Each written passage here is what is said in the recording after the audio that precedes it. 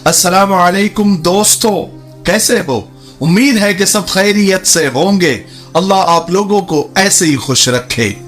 पालघर, मुंबई, महाराष्ट्र से एक खातून, एक औरत पैदल हज करने के लिए निकल चुकी है। निकल रही है नहीं, निकल चुकी है। इनका नाम सना अंसारी है। ये भी शिहाब भाई की तरह इन्होंने इरादा कर लिया है, मन्नत मान ली थी कि ये पैदल हज के लिए जाएगी और ये निकल भी गई है अपनी मन्नत पूरी करने के लिए, अपनी नीयत पूरी करने के लिए।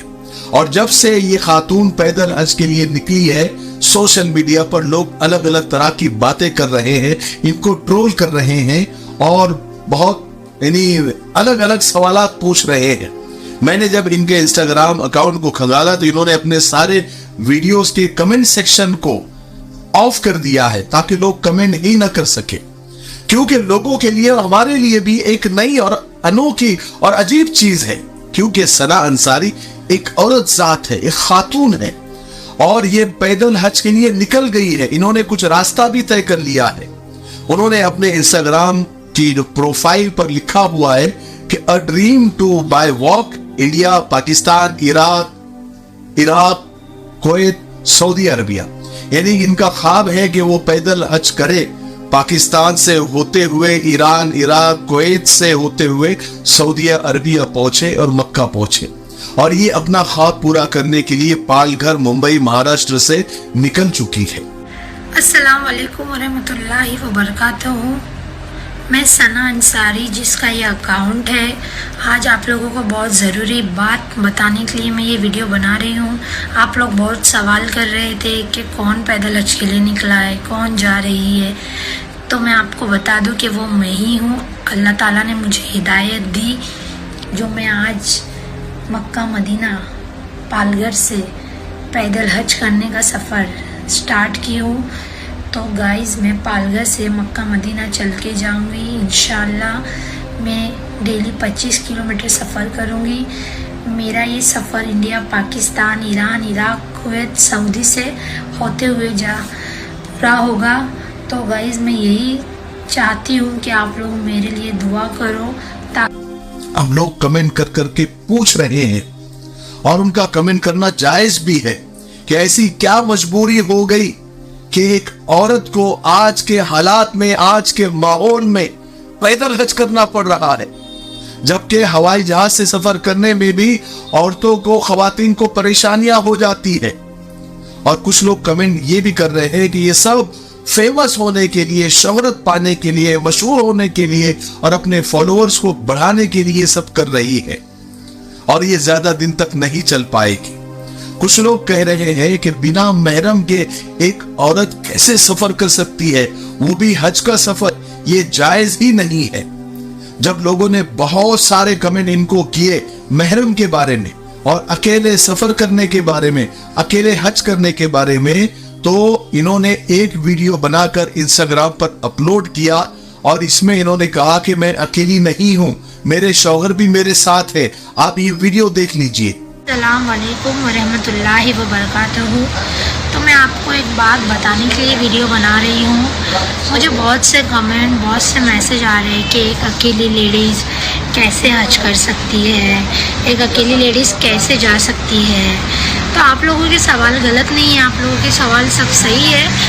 बट मैं आप लोगों को ये बता देती हूँ कि मैं अकेली नहीं हूँ, मेरे महरम मेरे साथ में हैं, वो भी मेरे साथ 2025 की हज करेंगे इंशाल्लाह।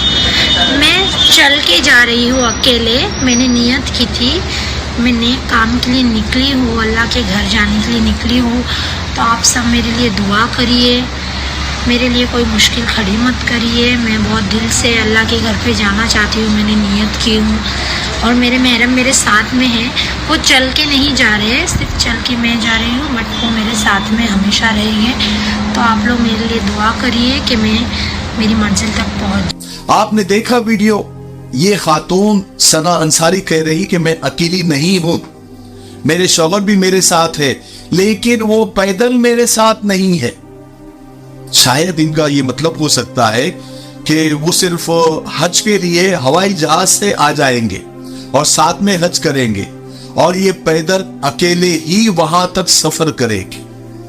यानी वो उनके शौहर मर्द है, वो बाय प्लेन जाएंगे शायद, और ये पैदल ये खातून इतना लंबा सफर करेगी 5, 6, 7 कंट्री का। हालांकि ये बात यानी समझ से परे है कि किस तरह का आइडिया है और किसने इनको दिया। बहुत सारे सवालात पैदा हो जाते हैं कि इस तरह का एक औरत का तन्हा सफर करना किस तरह का इसका जवाब हो सकता है। क्या इस तरह हज करना जायज है? एक औरत कैसे और किस तरह अकेले हज का इतना लंबा सफर तकरीबन 7,500 किलोमीटर का सफर तय कर सकती है? कहाँ रुकेगी, कहाँ क़याम करेगी, कहाँ खाना वगैरह खाएगी, इसका कैसे इंतजाम होगा? आज के हालात किस तरह के नाजुक चल रहे हैं। इंडिया का तो चलो ठीक है, यहाँ हर एक को कहीं ना कहीं किसी भी तरह का आदमी हो उसको उसके फॉलोअर मिल जाते हैं, उसके तारीफ करने वाले मिल जाते हैं। बिना सोचे समझे भी लोग उनका इस्तकबाल करेंगे, स्वागत करेंगे। लेकिन दूसरी कंट्री में ये कैसे सरवाइव कर पाएगी और कैसे सफर कर पाएगी? एक के पैदल हज करने के लिए सबसे पहले शिहाब भाई केरला से निकले थे। सबसे पहले इसलिए कह रहा हूं कि सोशल मीडिया पर सबसे पहले इनका खूब चर्चा हुआ था, खूब बातें हुई थी। कुछ लोगों ने इनको अच्छा भी कहा था और कुछ लोगों ने तनकीद भी की थी। जिन लोगों ने तनकीदें इनको की थी उनकी दलील ये थी कि क्या जरूरत है आज के जमाने में पैदल जाने की, क्या जरूरत पड़ गई। ये सिर्फ जो है सोशल मीडिया पर फॉलोअर्स बढ़ाने के लिए और इश्तिहार करने के लिए जा रहे हैं, और अगर पैदल ही जाना है तो खामोशी से भी जा सकते थे। ये इखलास नहीं है, ये निलायत नहीं है, बल्कि रियाकारी है, दिखावा है, वगैरह वगैरह। और शिहाब भाई की वजह से जब शिहाब भाई को बहुत शोहरत मिलने लगी, बहुत उनका इस्तकबाल होने लगा, बहुत सारे यानी लोग उनके आगे पीछे घूमने लगे, तो उनका देखा देखी बहुत सारे लोगों ने पैदल हज का खूब तमाशा किया। मुल्क के अलग अलग कोनों से पैदल हज के नाम पर या यूं कहे कि सस्ती शोहरत हासिल करने के लिए बहुत सारे लोग निकले।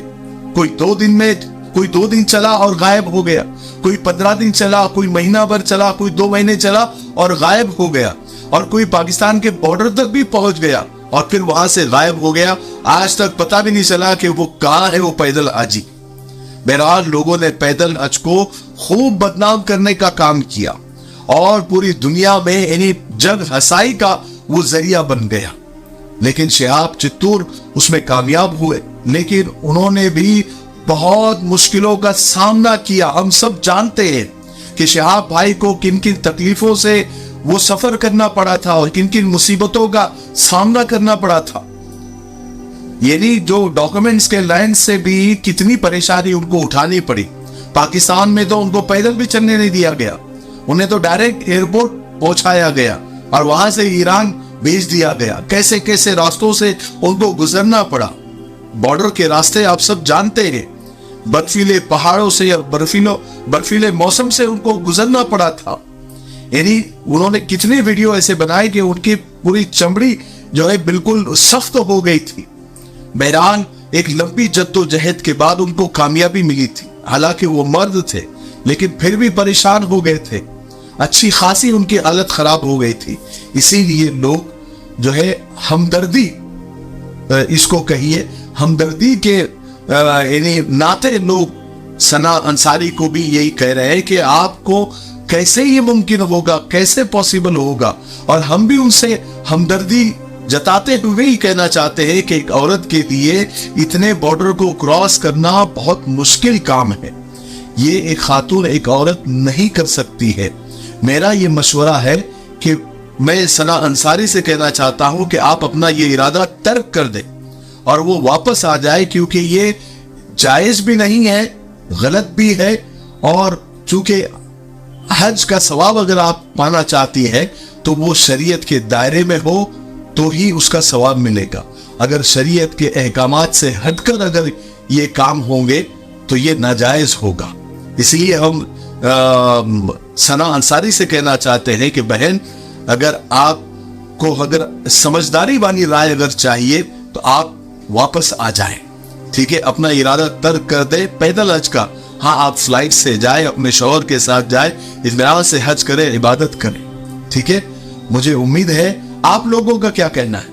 آپ لوگ, میں نے جو ابھی ثنا انصاری کو رائے دی ہے, اور ثنا انصاری کی اس پیدل حج یاترا پر, پیدل حج کے سفر پر آپ لوگوں کی کیا رائے ہے, وہ کمنٹ میں آپ ضرور بتائیے. ٹھیک ہے, مجھے امید ہے کہ آج کی ویڈیو سے آپ سب کو بہت کچھ سیکھنے کو ملا ہوگا. تب تک میرے لیے, پوری امت کے لیے, پوری انسانیت, پوری مانوتا کے لیے, اور ہمارے پیارے ملک بھارت کے لیے, یہاں کی امن شانتی, ترقی, انتی کے لیے خوب دعائیں کرتے رہے. السلام علیکم ورحمۃ اللہ وبرکاتہ. یہ ہمارا مفتاحی تلبینہ ہے, یہ نبوی نسخہ ہے.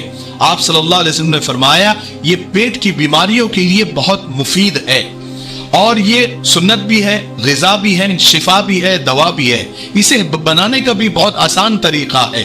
ایک گلاس دودھ میں 2 چمچ تلبینہ ڈال کے اسے ابال لے, کھیر کی طرح بن جائے گا, اور پھر اس میں شہد یا شکر ڈال کر آپ بھی پیئے, بچوں کو بھی پلائے, گھر میں ہر ایک عمر